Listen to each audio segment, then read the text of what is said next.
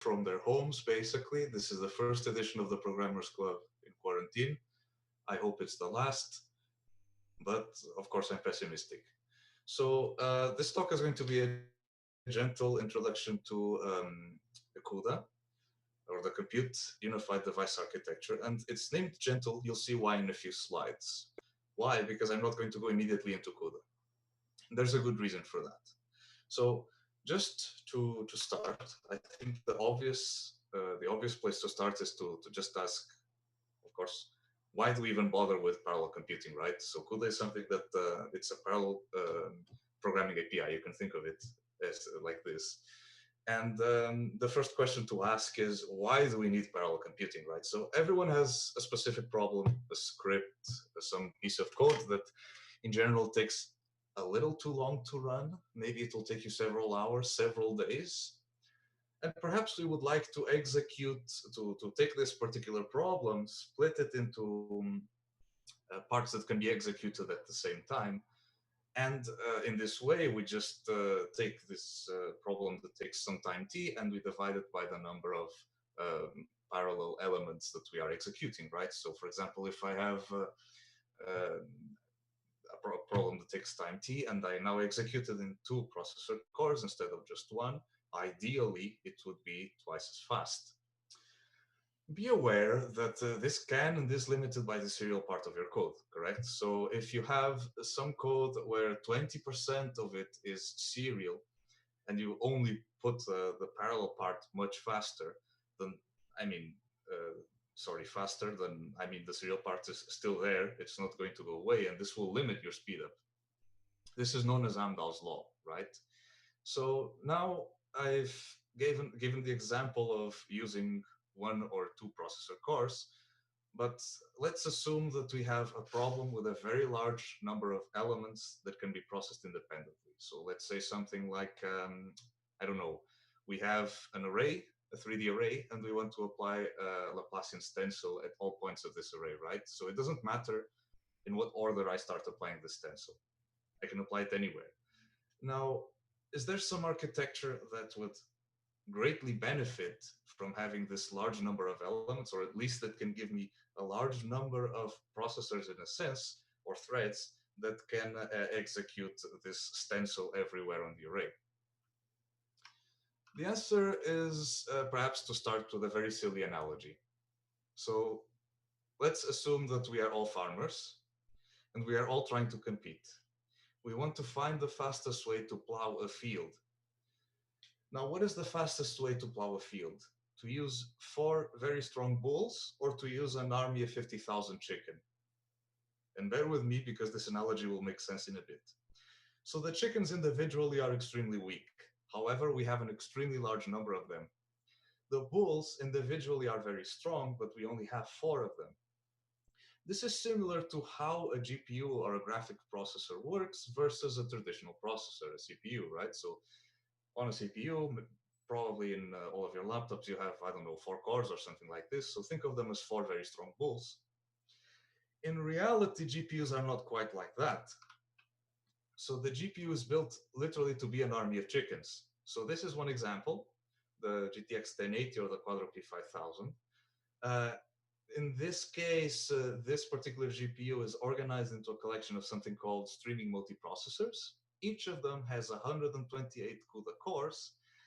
And just to differentiate between a CUDA core and the traditional processor core, these cores issue instructions on groups of 32 threads, right? So it's not like we are issuing instructions on only one thread. So if you start multiplying all these numbers, what you realize is that you have an extremely large number of chickens. The funny part is, if you are just going to execute things 1 instruction at a time, a GPU is painfully slow, so it will not work. Likewise, since you have such a very large number of threads, and the GPU in general tries to use this large number of threads to its advantage, for example, by overlapping which threads are accessing memory and which threads are doing computation, you really, really need a very large number of threads, people. So otherwise, it's just not going to work. For example, when I was talking to a friend of mine about some of the contents I would put on this talk, he asked me, okay, but one of the problems I'm having is I use MCMCs constantly. Can I use GPUs to accelerate MCMCs? And the answer is no. So the degree of parallelization of an MCMC depends on the number of walkers you have. And in general, that's just 32. So no, that's not enough. 32 threads is not enough to take advantage of the full GPU and to even do what I just said, which is to try and hide the latency of memory accesses with the latency of compute, correct? Bear in mind that the GPU also has another characteristic, which is you can think of it as a sort of a slave device that's connected to the host, right, to the processor.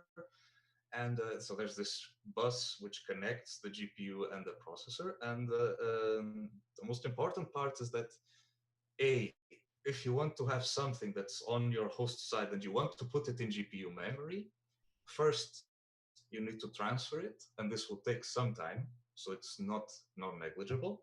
And we will see later that there is a small amount of time connected to this.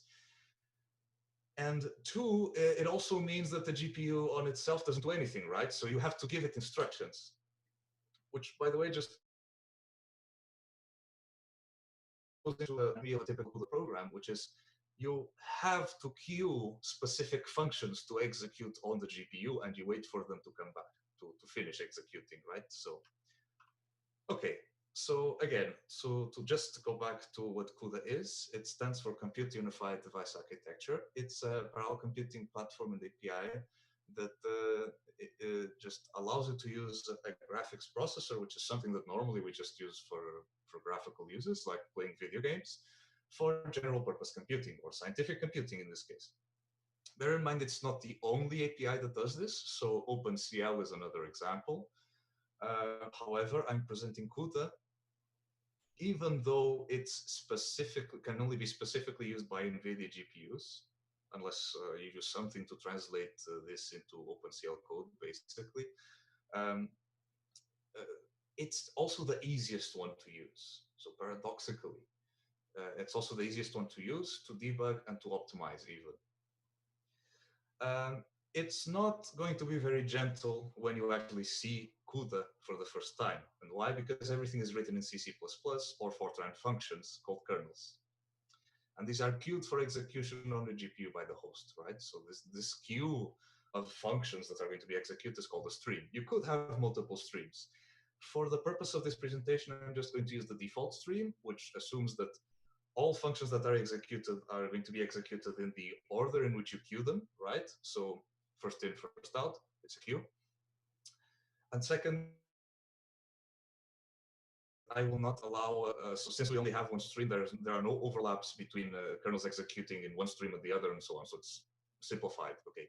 This will abstract a lot of the details of the underlying hardware, but admittedly, and from someone who works in this every single day, it's still not very easy. Which got me thinking.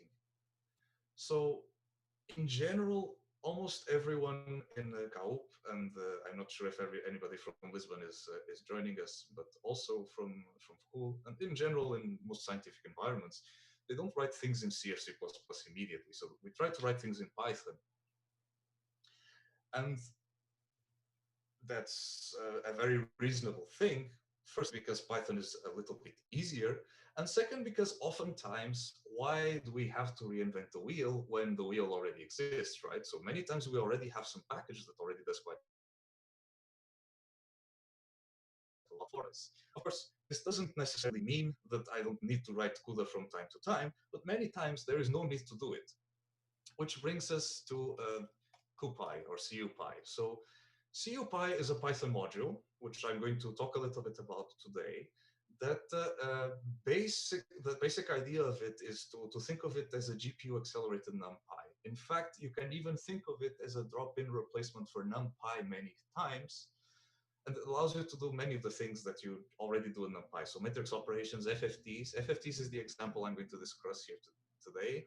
And you can use it as well to write explicit CUDA. When you do use it to write explicit CUDA, it has a tendency to sort of sweep under the rug a lot of the C or C++ code on the host side, Remember that the kernels are still in C++, so that I cannot avoid. Note that it's not the only Python module that enables, that has support for GPUs. For example, Numba allows you to use GPUs as well in a completely different way. And often you have some modules or libraries that, they already use GPUs for doing their own thing, like TensorFlow or Keras, etc. So a few of the deep learning stalwarts. Okay, so before I go into the example of CuPy, I think it's neat to leave some 2 slides on how to install CUDA, CuPy, CUDNN, which are basically all the dependencies you need for CuPy. If you are using Linux, so I cannot tell you anything about Windows because I don't use Windows for this. Mac OS decided to stop supporting Nvidia graphics cards, so we cannot use them.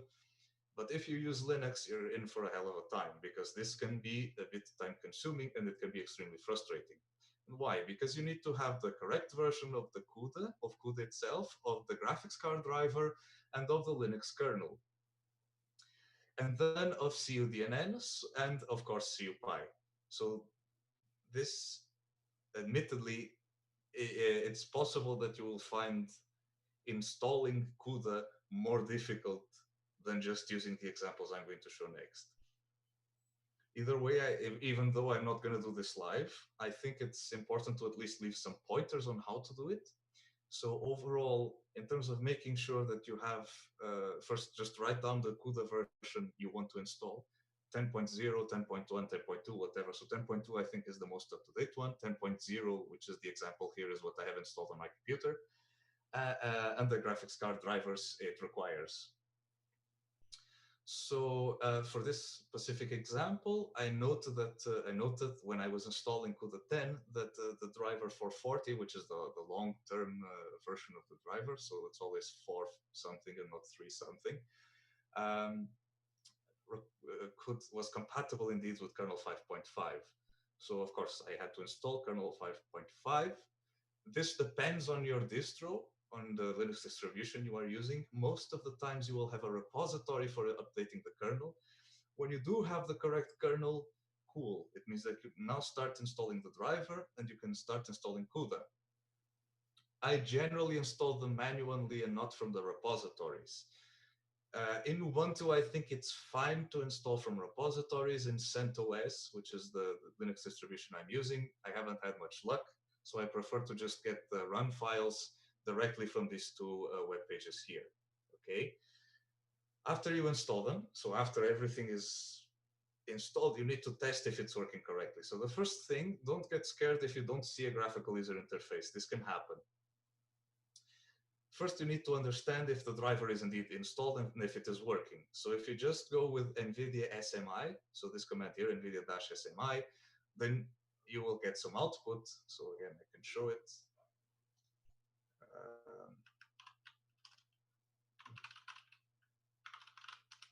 So just like this, saying what is the graphics card driver version. For some reason, it's telling 10.2, even though it's not 10.2, it's 10. And I can actually show that. And then it just shows which graphics cards you have installed and some stuff about it, right? So with what memory they are using, temperature, and so on. But in principle, if this spits something out, it means that the graphics card driver is fine. It installed correctly, okay?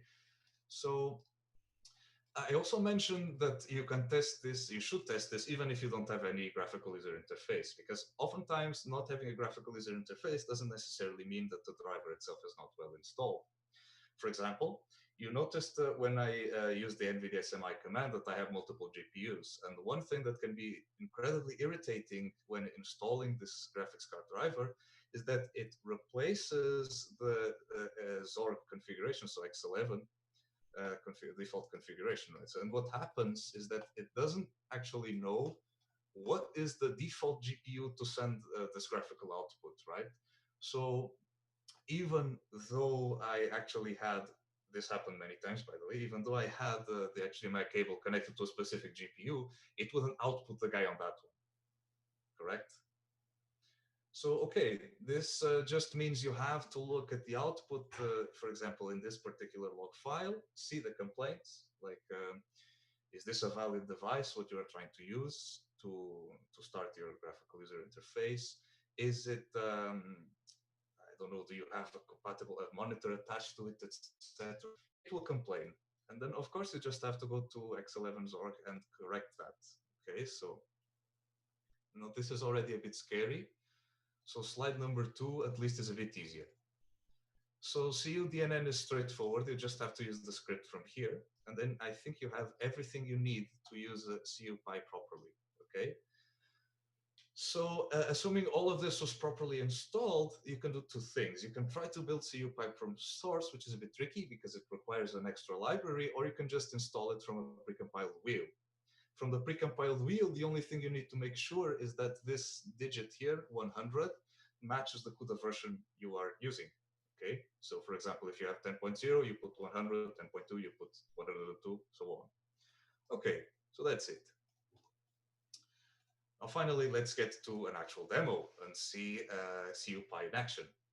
So it's true that I tried to adapt to the audience, and I want to show CuPy in action by using something with which normally can be done with Numpy, and I will try to change it with CuPy.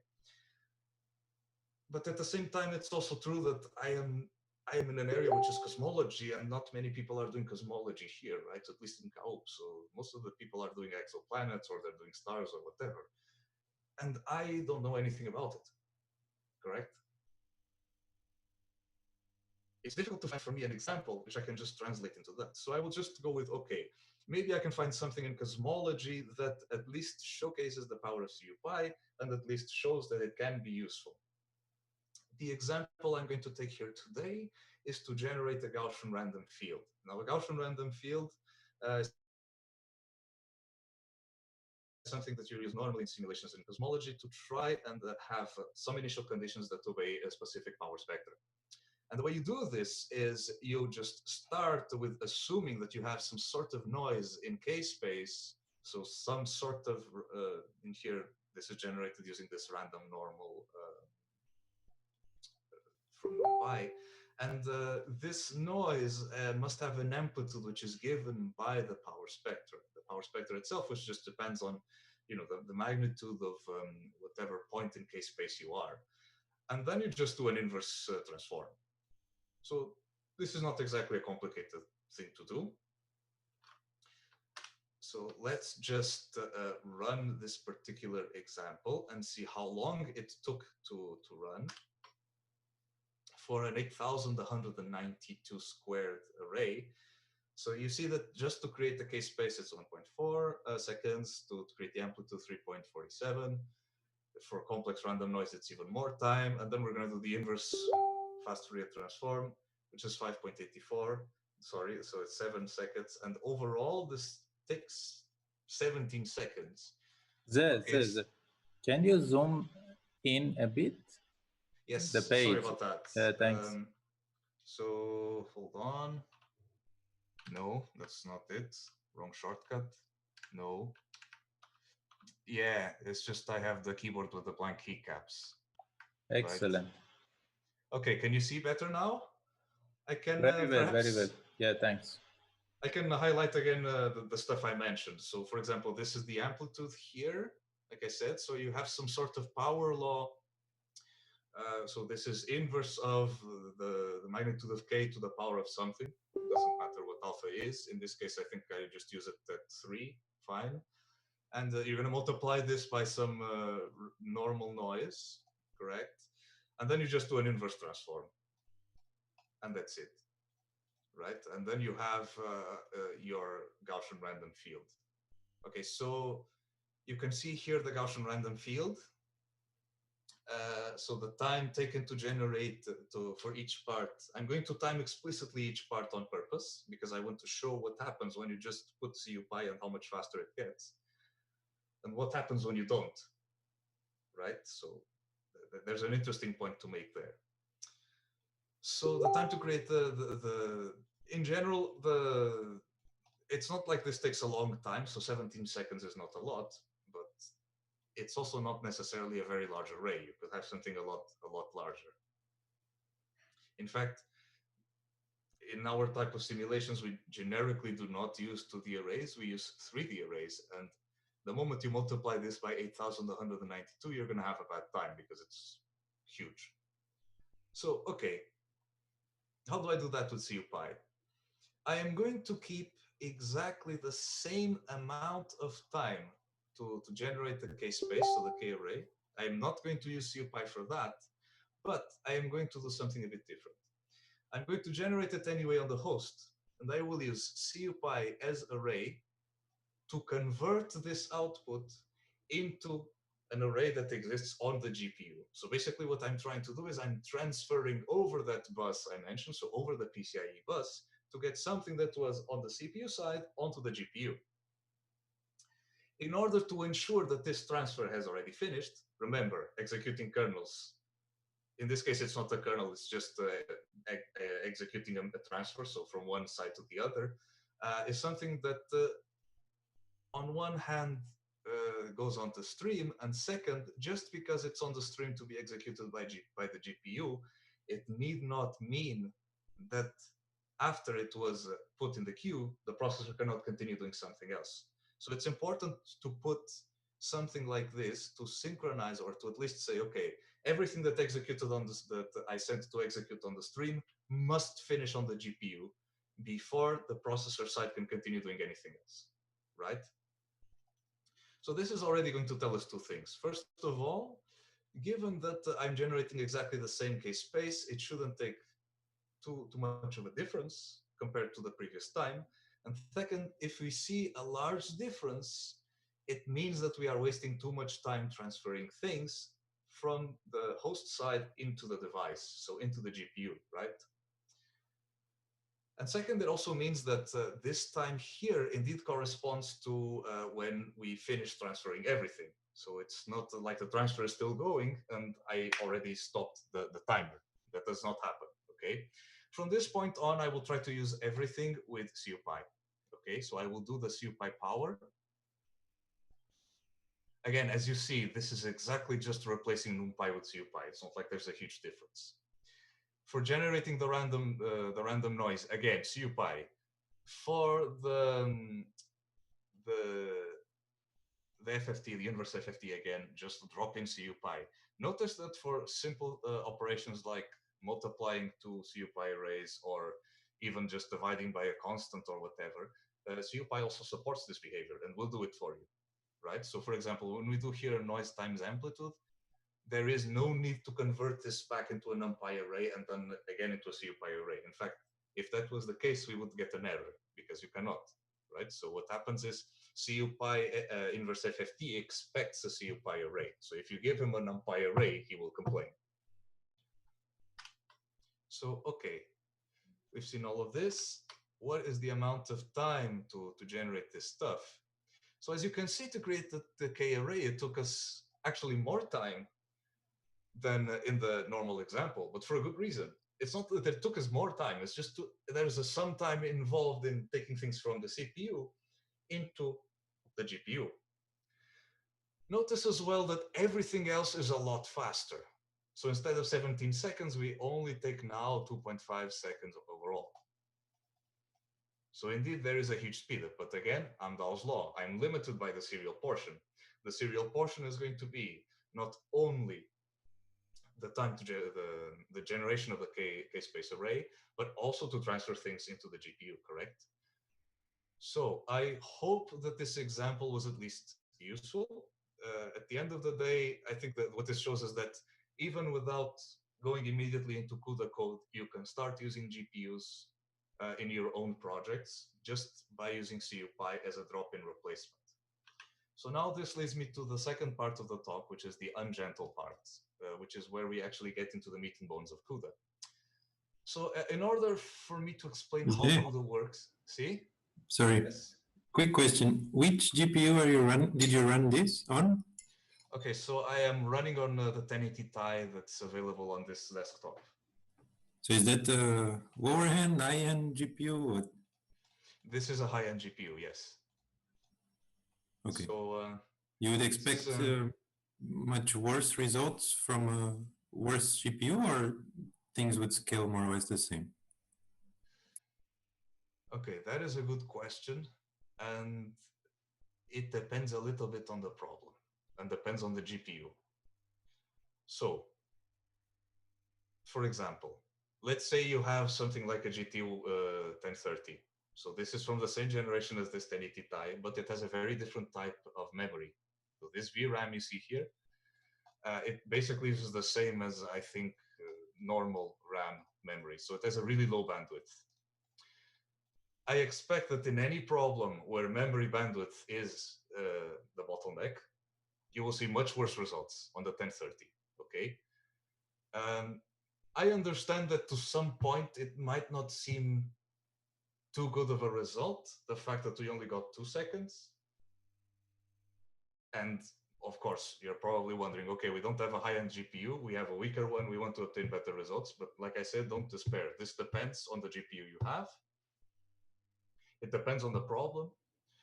No, And I think these results were very impressive. I was just wondering if you would get not as good with a, let's say, more normal GPU.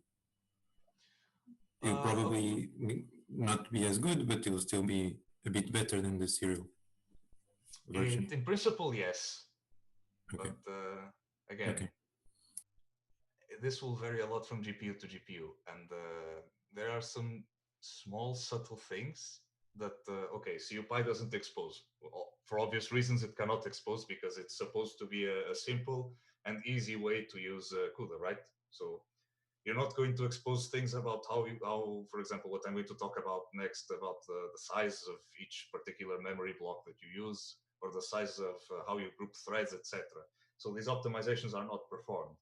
And the reality is sometimes something very subtle like this can hinder your performance significantly. Okay, so the goal of this talk is not actually to go into performance optimization. In fact, just because of using a Jupyter notebook, it's already a bit, I don't even know how to do it. Because in general, if you want to do performance optimization, you run things either in pure Python or in pure Python plus C++ or C++ immediately. You have some executable and you pass it to nvprof, for example. And then this instruments your code and tells you where the bottlenecks are. But this, I mean, it's going a little too much. I think in general, you can still expect to obtain a reasonable speed up for most of the GPUs you have. So even in the case of the 1030, I still think you will obtain better than the serial case. Okay, thank you. Okay. So, sorry about, where was I?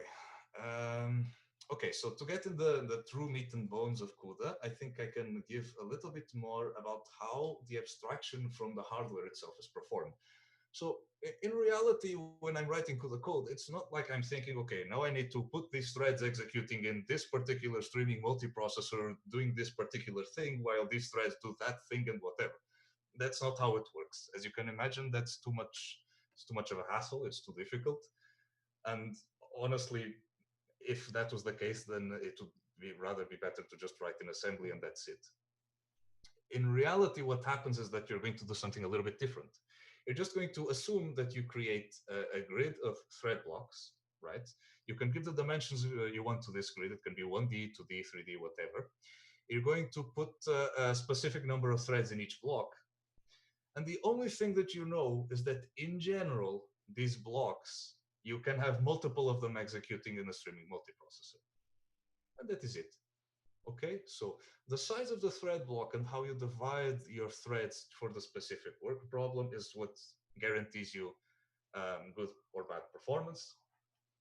But again, don't think about this too much. What I wanted to also highlight is that the way we organize threads and the different types of memories that we can find in a GPU are actually related. For example, if we have something in global memory, so this is this memory I was speaking about of the 1030, right? So which has the VRAM, the video RAM. For in these cards, it's 16 gigabytes total. And I mean, you can create a large array there that fills those 16 gigabytes, no problem, and you can do some operations there. All threads can see the memory in this global memory array. But what happens if I need something a bit faster? So let's say I have some sort of a smaller memory per streaming multiprocessor. This memory in terms of bandwidth is going to support something which is in orders of terabytes per second. It is much smaller in total than the full VRAM, but the scope of the memory itself is also not all threads. So in other words, if I have a small block of shared memory, this is only accessible by the thread block I'm talking about, a specific thread block, so not the entire grid, right? Then we also have an even faster amount of memory, which is a bit smaller, called local memory or register memory, if we want to call it like this, which is basically the same thing as saying we have private memory for only that thread, right? So this is a value that only that thread has. Okay, so just to give a little bit of a glimpse into, it's not necessary to perhaps go full on into all the examples about shared memory and so on, but I think I can at least give you an idea of how things are organized in terms of blocks and grids and how you would obtain it, right? So in terms of the thread hierarchy you would find, so let's say you just have a 1D grid. Essentially, you would just number your blocks. You have blocks along the X direction, and you say that each block has, I don't know, a size of 8. In this particular case, it just means that thread ID x.x is just going to return you the ID of the thread inside the block. So if you want to obtain the ID of the thread over the entire, over all the threads, right? So a global thread ID, you must use the block ID and the thread ID, not just the thread ID, correct? So again, I can demonstrate this with the raw kernels. So I think the easiest way is to perhaps start in the classic hello world. So in CuPy, we can create CUDA functions basically that look like this by using the raw kernel. So don't worry too much about what you're seeing on the header about this extern C. So just remember that each function you create in C for CuPy must have this decorator underscore underscore global to indicate that it is a kernel, correct? You have to put again the arguments of this particular function. Then you can do stuff inside, and this is just one string that you pass to CuPy raw kernel. The name of the function in C must be the name of the function you put here, so CuPy knows what to compile, right? So it's going to take this particular function and it will compile it into GPU code, correct? And now you can start using it. So this is a very simple example. Why am I'm in the wrong example? Sorry, guys. It was supposed to be hello world first. It's a very simple example, which literally just has no arguments whatsoever, so it's void. Then I'm going to ask, okay, so what is the thread ID, the global thread ID? As you can see, you must use the block dimension, the block ID, and the thread ID inside the block in order to get the global one. And then I'm going to do a hello world. Okay, so weirdly enough, when I run this, nothing comes out here on Jupyter. But if I go to the terminal, you actually see the output. So, okay, whatever. I don't necessarily care too much where the output is coming. The only thing that matters is just showing you that, yes, you can get a hello world from thread IDX and block IDX, and it gives you the correct coordinates for each particular thread, right? So if you wanted, you could even put the TID of each thread here in front. And, you know, you have your hello world. So that's more or less how it works. One thing that is important to mention about CUDA, do not expect to put all the functions from C or C++ inside the kernel and have them be immediately supported. That will generally not be the case. I can demonstrate that actually. So we used printf to get some sort of output to get the hello world. Let's say we put std count. Boom. So immediately he cannot even compile this particular kernel and he doesn't understand what it is, right? So CUDA does not know the std library, for example, right? So again, this works okay, the other one does not. So be careful about this. Okay, in terms of what is going on, we just have a grid size of 5, so we're going to put 5 blocks, and inside each block we just have 5 threads. So very simple. Another small comment that we can make here. So I mentioned before that the way you organize threads can impact performance. So this is a bit complicated and will depend on the problem size, the architecture, so the specific GPU you are considering, and inside the same architecture, just things like having slightly different memory can cause differences. But overall, the pro tip I could give, or the really cool tip I can give here is remember the magic number 32. So instructions in CUDA are issued in warps of 32 threads. So if you can ensure that your block is some multiple of 32, you are at least on the right path to have some good performance. It could even be 16, by the way. So just integer or a half integer, it's fine, right? So something that, just not 5, for example, as in this example, which is a bit funny to say. Yes, putting something that you shouldn't do in an example. How educational. Okay, so to the more interesting example, but still kind of unnecessary, because let's be honest, if you want to just add to arrays, you can still just use normal CuPy, so you don't actually have to write raw CUDA. But anyway, it's a bit more involved. This shows how you can put a little bit more arguments inside, and then how the sum actually works. So it's very simple. So you just have the thread ID, the global thread ID, and you will say that for each array at a specific index, you want each thread to just sum the elements of the array at its specific position, correct? So it's just that. This particular guard you see here, this is just standard good practice. So in general, you don't want, if you declared the grid and the block size correctly, you will not have more threads or threads that try to access indices of an array that do not exist because the array is too short. But overall, it's not a bad idea to put this. So the example itself works in more or less the same way, except now instead of just doing grid block as usual, you actually have to give a few more arguments. Bear in mind that given that we are trying to get Python CuPy arrays basically into CRC++, there is a sort of a conversion between the two. So it's not like this will always work, right? CuPy will not perform early validation of the arguments passed to kernel. So if you just pass a string into it and he expects an integer, he doesn't care. He just runs anyway, but you will obtain garbage output. Be aware as well that some types, for example, map into specific other types. For example, an array which has a D type where each element is of CuPy float 32 maps to a float pointer, correct? So to an array basically declared on the heap, so dynamic memory. If you have, I don't know, U in 64, then you can go for long, so for integers. For anything that's not an array, so let's say you just wanted to pass, in the example above, you just want to pass the number of threads that you will have, or the number of elements, you just pass 25, correct?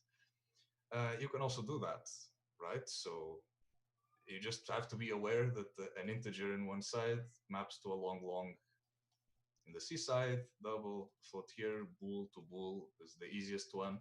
And you can also use complex types. So you would be forgiven for thinking that just including the cu complex.h header, which is the normal one, if you want to actually write complex numbers in CUDA, would work. So just putting this header inside this kernel, inside, no, so here, basically. But in reality, don't do that. So I'm not exactly certain why, but the correct way to do it is to use CuPy/complex H.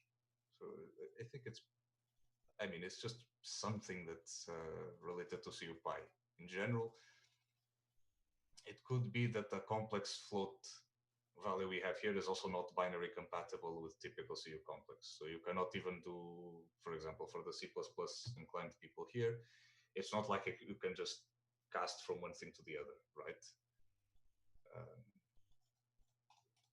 Okay, so this was it for the two simple examples. I don't know if people have some questions for now. No? Okay, if not, we can go into the slightly more complicated example.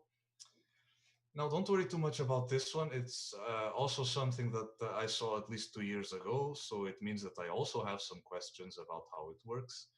But the main point of this is how probably doing the transpose of a matrix looks like inside CuPy. So CuPy will try to be simplified, of course, but it also needs to try and be a little bit optimized, correct?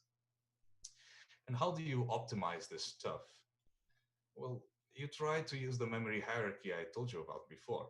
So shared memory is much faster. And if you have some sort of memory access which is going to be inefficient in global memory, a good way is to just transfer whatever you need to use into shared memory and then do whatever operation. In this case, the operation is just to do a transpose, correct? So this way this works is very simple. So you just create a tile of shared memory. Remember, you must have this underscore underscore shared underscore underscore to indicate that. The size of shared memory must be known before, so explicitly on the kernel itself. So it's something that when it's compiled, it's known. So you cannot just pass here as an argument. Sorry about that. It doesn't work. And then what the example does is it finds the coordinates of the matrix in the original matrix in global memory, which is given by ix and iy. It gives you a linear index because in general, all memory that you find in CUDA is linear. So for example, if you have a 2D array and you want to access it, you must use something like this. So ix plus iy times the side.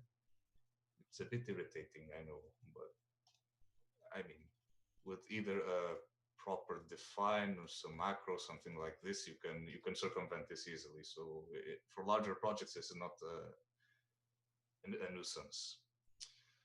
So now comes the part where I have a little bit of trouble understanding, which is what if we want to see the thread index in the transposed matrix? And this is a bit funny because the way to do it is that you're going to try and swap x and y, but you're going to try and swap x and y inside the thread block as well. So first you need to find the thread index in the transposed block, which is this bidx, and you will try to use this to find the row and column. And then, of course, just finding it inside the block is not enough. You need to find again the transposed column and row in the global thread index, correct? So this gives you the TO index. Notice that here we have NY, we have IY and YX. And notice as well the fact that for this particular BIDX index, we're not using only block, say the X part of block dim and thread IDX and thread IDX itself. So we are doing a bit of a mixture. What happens afterwards is that now we can start to basically read from the input array with the global original index. We read into shared memory just using this thread IDX, again, local thread index, right? We issue an instruction called sync threads. Sync threads is important when you are reading or writing to shared memory because you want to make sure that when you start reading again or writing or whatever, the previous operation finished. So for example, if I did not put sync threads here, what would happen is that when I try to transpose, so again, taking from the shared memory tile back into global memory, what would happen is that it's possible that we would start reading from shared memory in this line here, while this previous line hadn't even finished. So as you might imagine, that will first not give the correct result, and funny enough, it wouldn't even give the same result if you execute the kernel twice. So that's it. This one is a bit more involved in the sense that we will use a 2D grid size and a 2D block size. Overall, it's easy to show that the result is correct. So again, and I guess that's more or less it. So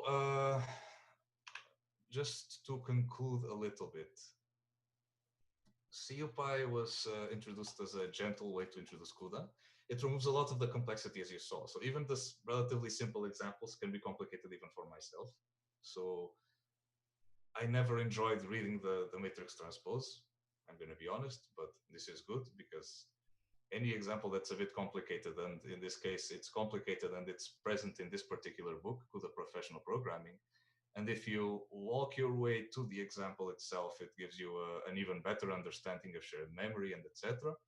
The shared memory of thread blocks, etc. So it's basically one chapter that if you do it once and you understand, you will learn a lot about CUDA. At the end of the day, there's more stuff that can be used to learn how to use CUDA. So I'm a big fan of the GPU Technology Conference this year. So normally the GPU Technology Conference is paid, and you have to pay a lot to get there. So it's usually in the US. Of course, just getting to the United States is an issue. This year, because of the present coronavirus situation, it's all digital, so you can just access most of the lectures. The only thing that was paid, and it's all free, right? So the only thing that was paid is hands-on expert help, right? So if you needed someone to literally, so you just give them the code and say, I have this problem, can you help me? Then yes, of course, that's paid. Some more very cool resources. So the CUDA Pro Tip blog is extremely useful. It has a lot of small tips in terms of performance. And when you install CUDA itself, don't overlook the option to install the CUDA samples, right? So there's a cavalcade of examples, small examples that cover very, very different parts of CUDA that allow you to do, that are a very good start for many of the problems we might have. So that's it. Thank you. The overall conclusion is it's nice to harness the power of chickens. And I hope that this Programmers Club was useful in some way. I tried to make it useful when I presented CuPy. I hope it was. Okay? So that's it on my side.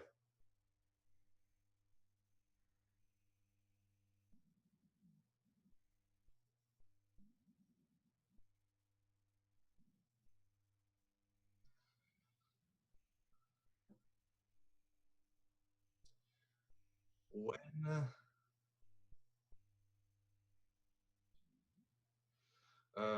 but do you mean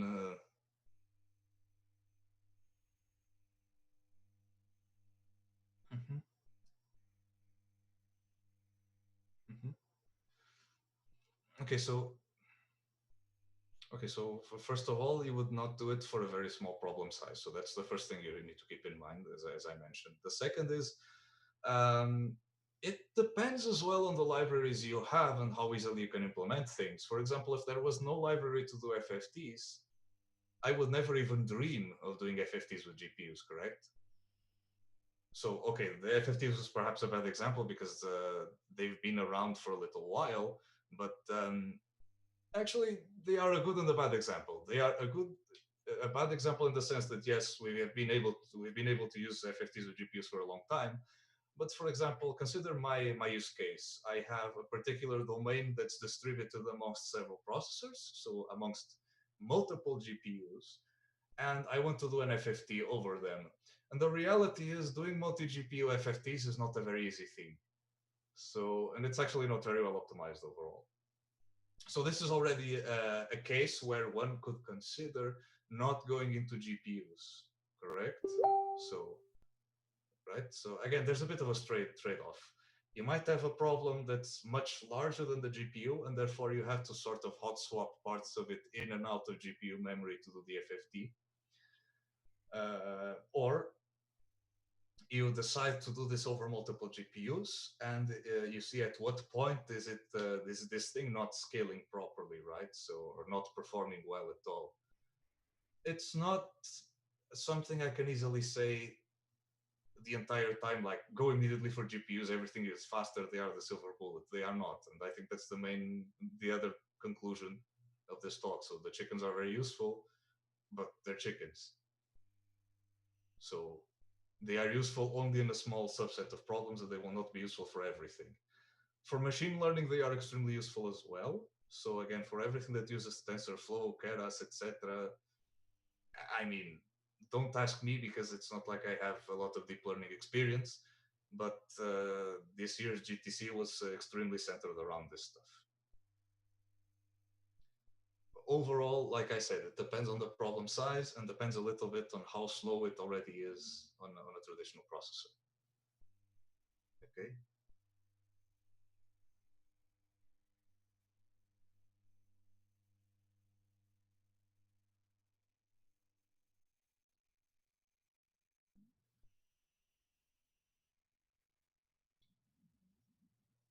Thank you.